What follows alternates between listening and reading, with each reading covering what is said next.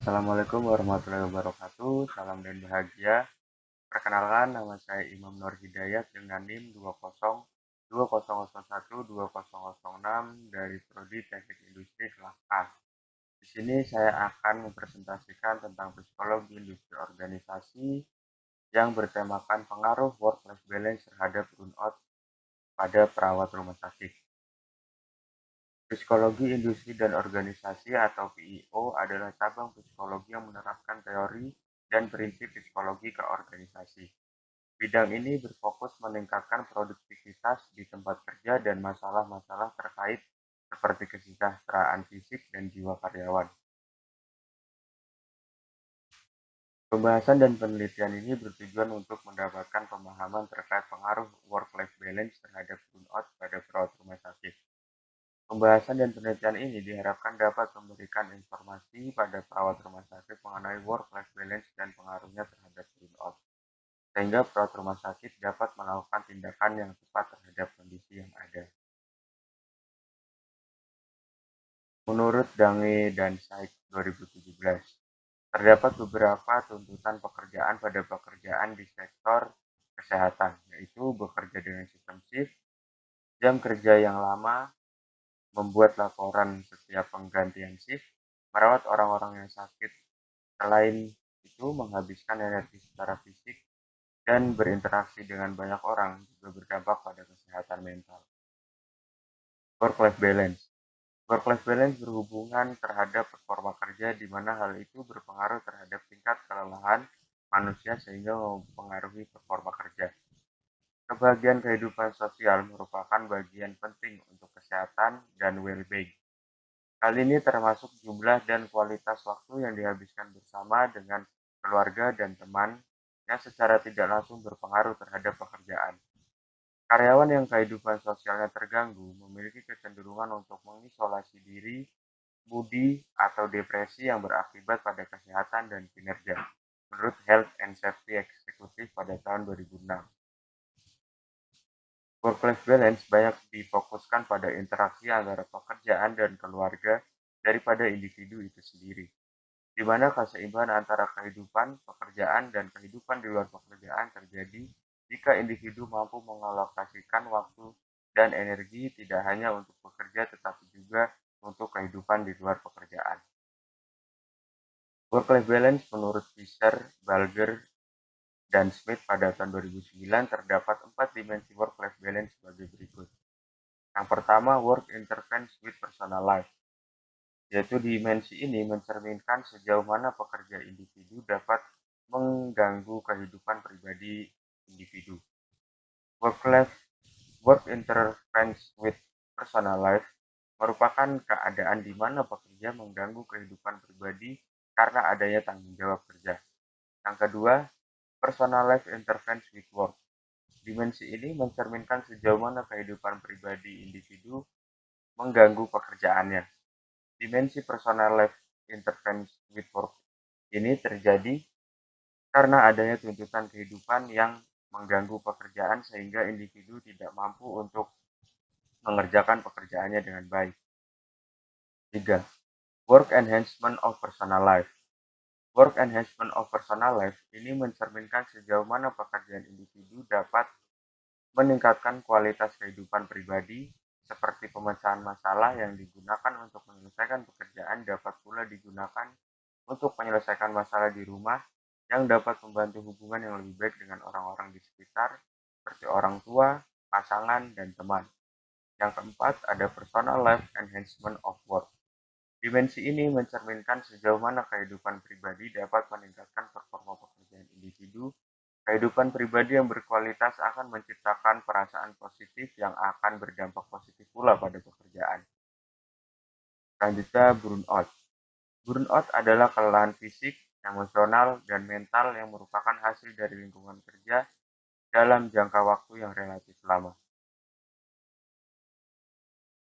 Burnout. Stres sendiri dapat diartikan sebagai emosi negatif dan respon fisik yang terjadi karena ketidaksanggupan antara permintaan dan resource. Stres juga dapat didefinisikan sebagai interaksi antar lingkungan kerja dan karakteristik pegawai, permintaan pekerjaan, berlebih yang diikuti dengan tekanan, sehingga individu tidak mampu menyelesaikan tugasnya. Burnout terdiri atas 3 dimensi, yaitu emotional exhaustion, depersonalization, dan personal accomplishment.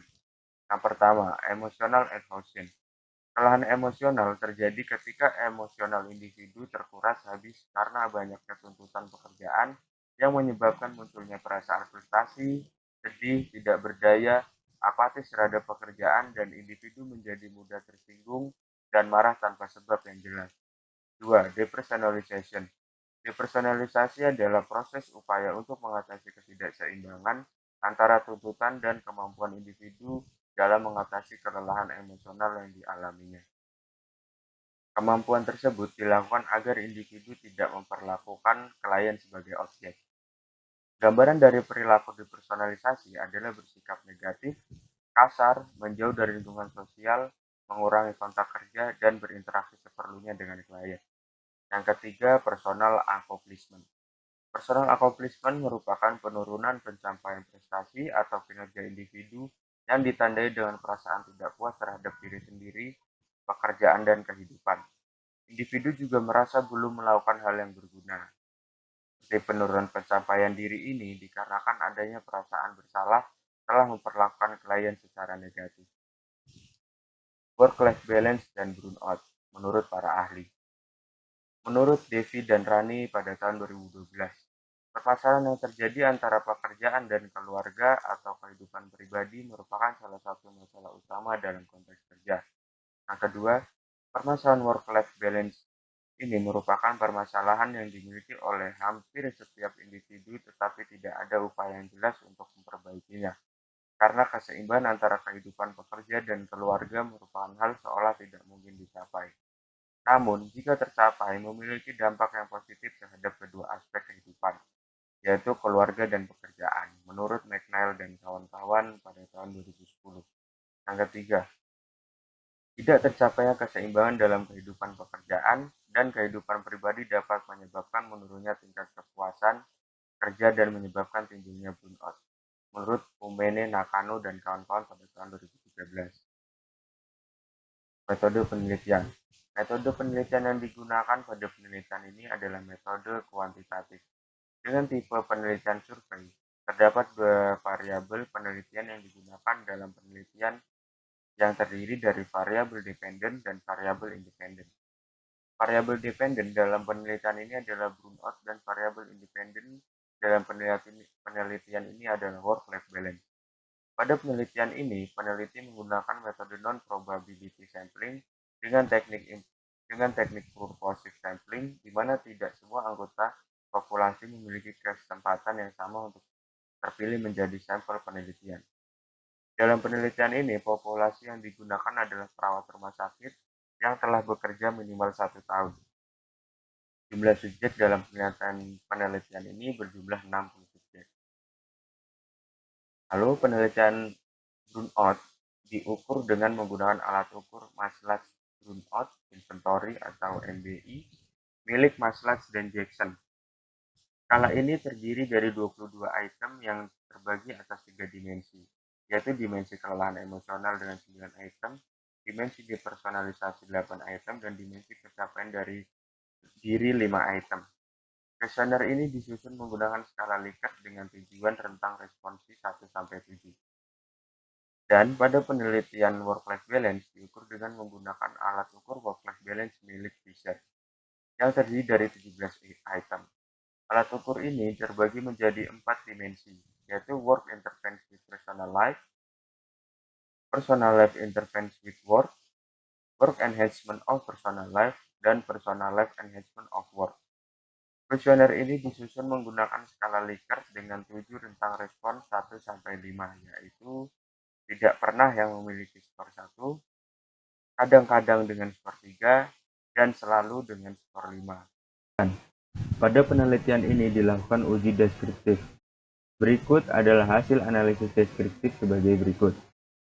Burnout memiliki nilai 60, minimum 27, maksimum 77, dengan jangkauan 50, rata-rata 49,52, dengan standar deviasi 11,988, Skewness 0,050, SE Skewness 0,309, kurtosis minus 0,248, SE kurtosis 0,608, dan work-life balance memiliki nilai 60, minimum 39, maksimum 70, jangkauan 31, rata-rata 56,73, standar deviasi 6,898, Skewness minus 0,121, SS Skewness 0,309, kurtosis 0,133, SE kurtosis 0,608. Berdasarkan dari tabel data yang di atas tadi, dapat diketahui bahwa jumlah data yang diolah dalam penelitian ini adalah sebanyak 60 subjek.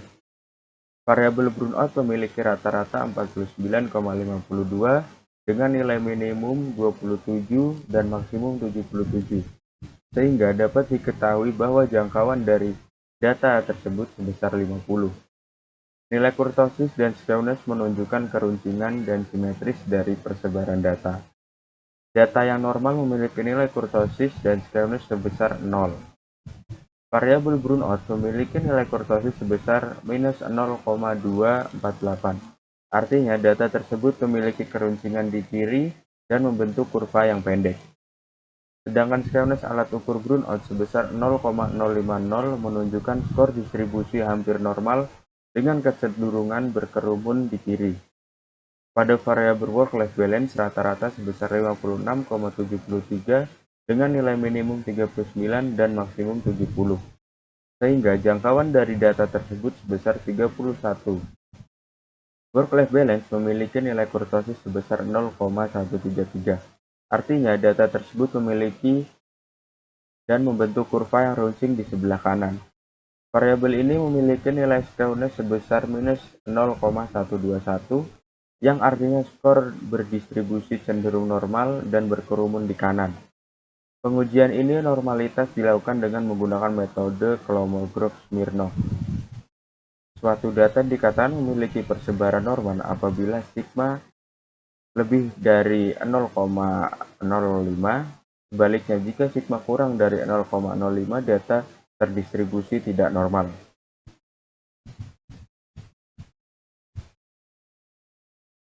Kesimpulan. Berdasarkan analisis hasil penelitian, dapat ditarik kesimpulan bahwa terdapat hubungan antara work-life balance terhadap burnout terhadap perawat rumah sakit, dengan arah hubungan yang negatif, yaitu semakin tinggi work-life balance, maka semakin rendah burnout dan sebaliknya. Selanjutnya, saran untuk perawat dapat dilakukan sesuai dengan penelitian dengan berbagai cara, seperti mengedukasi diri sendiri mengenai dampak stres pada diri sendiri dan lingkungan kerja serta bagaimana cara mengatasinya, lalu mencatat hal-hal apa saja yang dapat memberikan kebahagiaan pada keluarga dan pekerjaan agar pekerja lebih termotivasi. Mungkin sekian presentasi dari saya. Mohon maaf apabila masih ada kurang lebihnya mohon maaf. Terima kasih. Salam.